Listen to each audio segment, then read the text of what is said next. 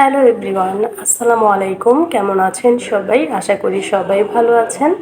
আলহামদুলিল্লাহ, আমরাও অনেক ভালো আছি। শুরু করছি নতুন আরও একটি ব্লগ। আশা করি সকলের ভালো লাগবে। তো ঘুম থেকে উঠে আজকে সবার আগে নাস্তা তৈরি করেছি। তো সবাই কেন জানি না একটু দেরি করে উঠেছে, তো সেই কারণে ঘরের অন্যান্য কাজ না করেই আগে নাস্তাটা তৈরি করে নিলাম। যেহেতু বাচ্চাদের ঘর, সকালে উঠে এরা নাস্তা খাওয়ার জন্য পাগল হয়ে যায়। আর আজকে বাচ্চাদের স্কুলে আমি নিতে পারিনি, কারণ আমার শরীরটা তেমন একটা ভালো ছিল না। তো ডাক্তার একটু ঘুমাতে বলেছে আর ঘুমের ওষুধও দিয়েছে, তো সেটা খেয়ে আর সকালবেলা আমি উঠতে পারিনি। তো সবার প্রথম আগে ঘুম থেকে একটু দেরি করে ওঠার কারণে আগে বাচ্চাদের জন্য নাস্তাটা তৈরি করে নিয়েছি। তো ওরা নাস্তা খাওয়ার পর ওদেরকে আবার আমি ফল কেটে দিচ্ছিলাম। আর আজকে যেহেতু শরীর ভালো না, সেই কারণে আজকে আমারও রান্না থেকে একটু ছুটি। তো যে কাজগুলো রেগুলার করি না, আজকে সেই কাজগুলোই করব। আর রাতে ওর বাবা আসার সময় ড্রাগন ফল নিয়ে এসেছিল। তো প্রথম অনেক ভালো লাগতো আমার কাছে এই ফলটা। তো এখন কেন জানি না দামটা অনেক কম, আর মনে হয় যে দামটা কমে যাওয়ার কারণে আমার কাছে টেস্ট এখন আর ভালো লাগে না।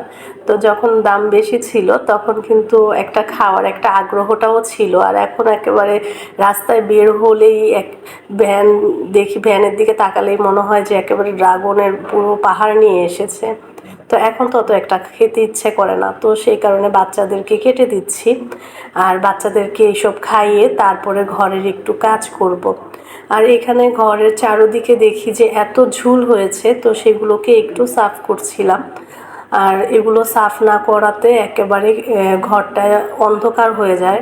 তো একটু সাফ করে রাখছি। তো এতদিন চোখে পড়েনি, তো হঠাৎ করে আজকেই কেন জানি না চোখটা সেখানে দেখলাম যে এতদিনও আমার কাছে মনে হয় না যে ছিল। তো হঠাৎ করে দেখা যাচ্ছে যে একেবারে চারদিকটা কেন জানি এই মাকড়সার এগুলো দিয়ে ভরে গেছে।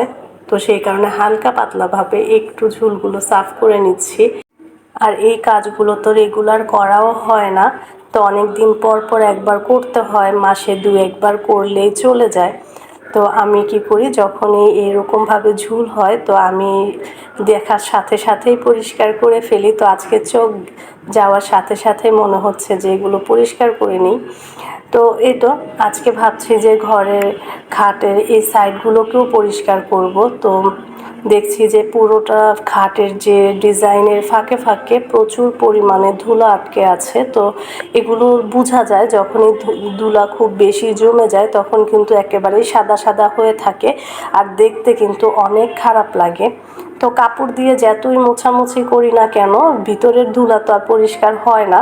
তো এই ব্রাশ দিয়ে যতক্ষণ না অবধি পরিষ্কার করি ততক্ষণ পর্যন্ত একেবারেই পরিষ্কার হয় না।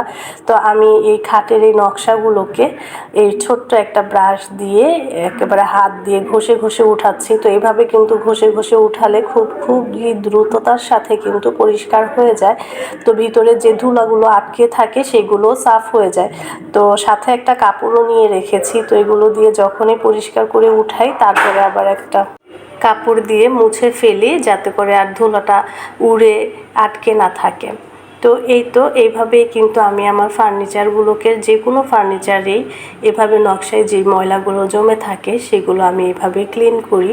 তো যেহেতু কাঠের ফার্নিচার দীর্ঘমেয়াদী হয়, অনেক দিন টিকে, তো এভাবে যত্ন নিলে কিন্তু আরও বেশি নতুনত্ব থাকে, সব সময় পরিষ্কার থাকে। আর এই যে আমি কিন্তু খুব অল্প সময়ের মধ্যে আমার এই খাটের সামনের সাইডটা পরিষ্কার করে নিয়েছি। আর এখন খাটের যে পেছনের খাটের যে এই সাইডটা থাকে, নিচের অংশটা, তো এটা ওইভাবেই পরিষ্কার করে নেব। তো এখানেও অনেক ধুল আটকায়, কারণ ঘরের ভিতরে কোনো জায়গা বাকি থাকে না যে যেখানে ধুল না জমে। তো সব কিছুই একটু একটু করে পরিষ্কার করে নিচ্ছি। তো রেগুলার তো করা যায় না, এক এক দিন এক একটা করতে পারি। আর এখন বিছানার চাদরটাও লাগিয়ে নেব। তো শরীর যদি ভালো না থাকে তাহলে কিন্তু আমি প্রায় সময় কী করি, রান্নাটা একটু কমিয়ে দিই বা রান্নাটা করতে ইচ্ছে করে না।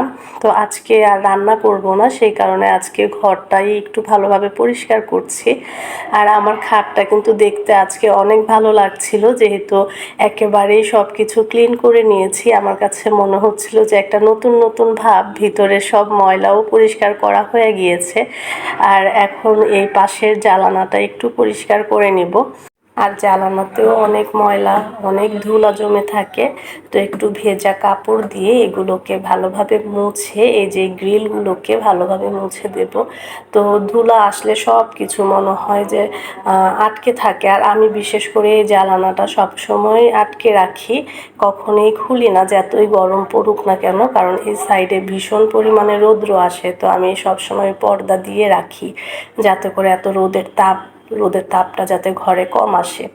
তো গ্লাসগুলোকেও একটু মুছে দিচ্ছি। তো বৃষ্টির দিন হলে কিন্তু জানালার গ্লাস এমনিতেও বাহিরের সাইডটা পরিষ্কার হয়ে যায়, বৃষ্টির পানিতে সুন্দর মতো একেবারে পরিষ্কার করা যায়। তো এই তো জানালার পর্দাগুলোকে লাগিয়ে দেব জানালাটা সাফ করে। আর এখন ঘরের অন্যান্য টুকিটাকি কাজগুলোকেও করে নেব। আর আজকে রান্না করব না, কারণ হচ্ছে যে কালকে মুরগির মাংস রান্না করেছিলাম, সেগুলো অলরেডি ফ্রিজে আছে, শুধু ভাতটা রান্না করব।